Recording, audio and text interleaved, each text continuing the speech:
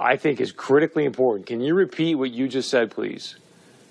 Well, last Friday, I received a 7-page document that sort of told me that if I had an 86-year-old patient that had pneumonia but was never tested for COVID-19, but sometime after she came down with pneumonia, we learned that she had been exposed to her son who had no symptoms, but later on was identified with COVID-19, that it would be appropriate to diagnose on the death certificate COVID-19.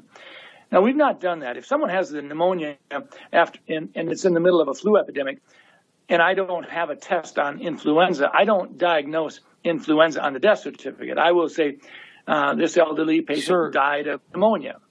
I don't mean to interrupt you, but my heart is sinking right now as you're telling me this. You're a doctor. Why in the world would they be sending you out information to fill out death certificates, whether the person's been diagnosed with COVID-19 or not, but then to say in the death certificate this person's death was caused by COVID-19? That does not sound right to me.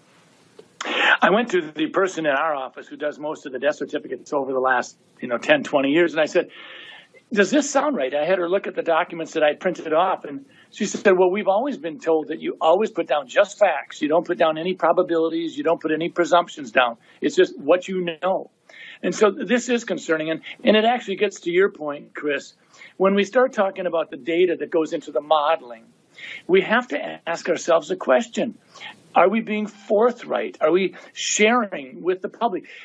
Minnesota, North Dakota, we don't need to be having it sugar-coated. We want to know what's going into your modeling. So with that being said, why would they want to skew the number of deaths due to COVID-19? Well, fear is a great way to control people, and I worry about that. I worry that sometimes we're so darn interested in just jazzing up the fear factor.